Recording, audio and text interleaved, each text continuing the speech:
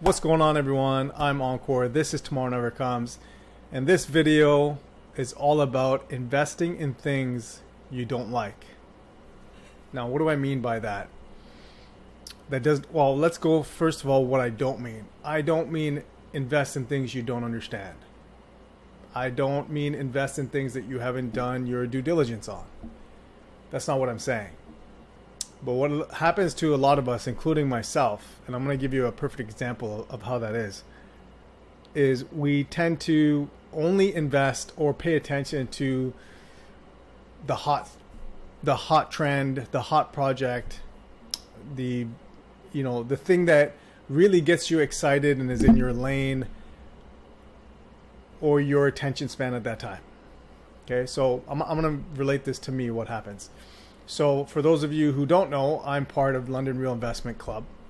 It's a collection of us across the globe, over 20 now, where we look to support early stage crypto projects, both with capital and our attention, and influence and marketing.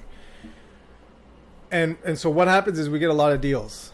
And there's a particular challenge that was issued by our mentor, Brian Rose, who leads the deals, who leads the club itself, to pick, out of a batch of deals, to pick 3 deals that he knows that some venture capitalists, some big names have invested in. And going through it, I looked at all the deals and, I had this thing where I'm like, okay, I got these 3 that I think would make sense. And then I kind of reverted to, well, forget what the VCs are kind of investing in. What 3 would I invest in? It was kind of like a hybrid. What would I invest in, and what do I think they would invest in? So I removed 2. I removed 2, kept 1, and whatever. So the challenge ended up being I got 1 out of 3. Okay, now, for anyone who knows me, I hate being wrong. Well, let's put it this way: I hate losing. I hate losing. Absolutely cannot stand losing. I'm better at it now than I used to be, but that's just not how I'm wired. I just, winning is fun to me. And so 1 out of 3, that's not winning. So anyways, he went through it some more, and then turns out that the 2 that I had originally picked, mentally anyway, as my list B, it was my list A, and then I kind of changed it. Those were the correct ones. So essentially, I did pick the 3 that, big money, smart money has picked. Why did I remove those 2? Because they were not interesting to me. I didn't care for them. And I think that's very important, that we need to understand that. I need to understand that look, Coca-Cola is not attractive. It's a boring company, does boring things, but it made Warren Buffett wealthy. There's these cloud storage, cloud computing plays, infrastructure plays like cloud computing, and other things like that. They're not attractive, and then you look in the crypto space again. There's storage plays, computing plays, wallet plays. There's all these different things, and maybe even DeFi is a part of it, that don't grab my attention. Everyone wants to, including myself. You want to go towards the gaming, the metaverse, the NFTs. Those are things you can kind of wrap your head around a little bit more easier, and they've just got built-in community around it that you can understand if you're in the space. So, so back to me. So the 2 projects that I did pick, in terms of replacing the 2 that were actually correct. Again, it was stuff that speaks to me. I thought, hey, this is a bigger problem.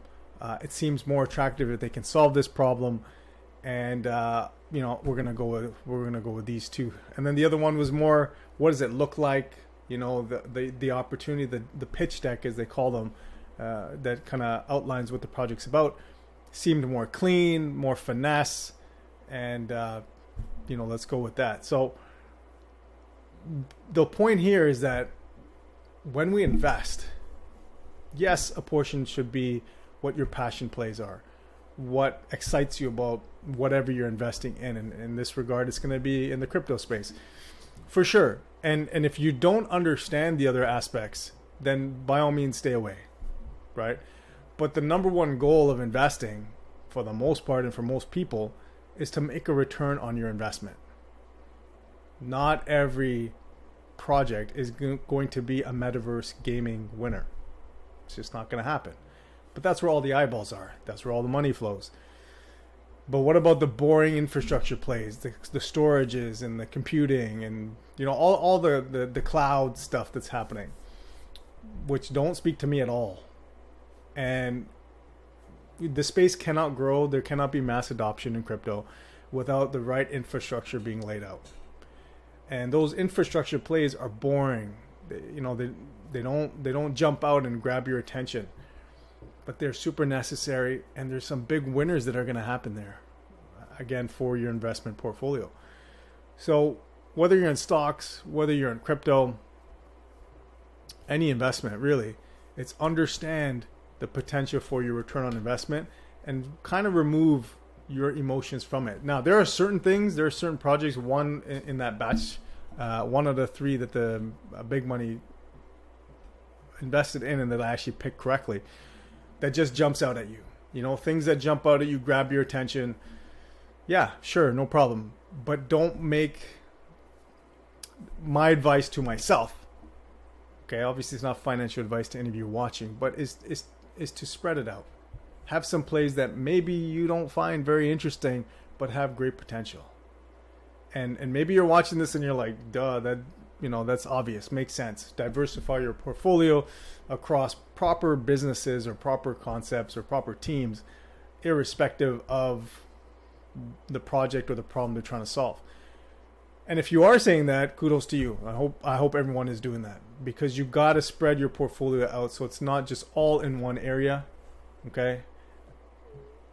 It's not all in one passion play. You might be super passionate about something, but that passion really clouds your vision.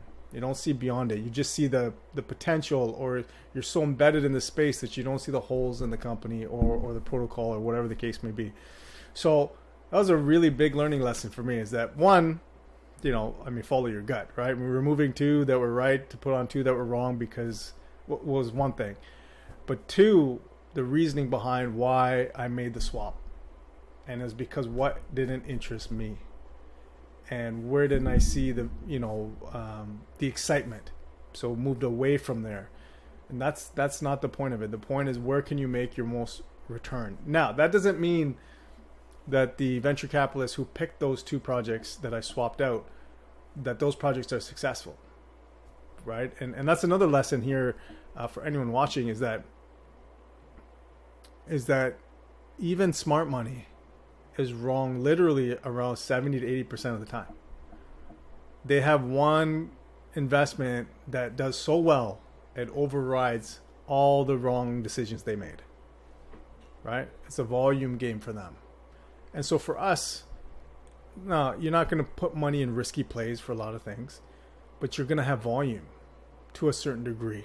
You don't want to be too much, obviously, right? Where you're so spread thin that even if you made a 10,000x return, it would net you almost nothing, because the amount you have in is so small.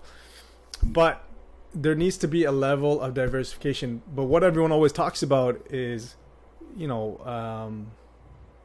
fundamentals, of course, but they even talk about sectors. So in traditional finance, are you in the energy space? Are you in the tech play?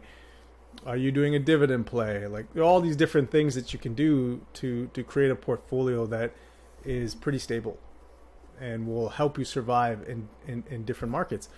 So same with crypto. Now, crypto, the markets tend to go up and down together, right? As Bitcoin and ETH goes, so goes the whole market, and that's fine. But long term, there are aspects to this, right? There's DeFi plays, there's metaverse plays, there's infrastructure plays, there's a variety of things that you can invest in, and protocols and entities. And you don't always have to just gravitate towards things that you find fun and exciting. That's the key takeaway here, is that even the boring plays, sometimes it can outperform those things you find exciting. And so, I hope you create a portfolio that is diversified enough where there's your passion plays, but there's also some, quote unquote, boring good fundamental entities that you're actually invested in for the long run. All right. So I wanted to share that. It was a lesson learned today for me. And I thought maybe I would share that with you guys and see if it could help any of you. All right.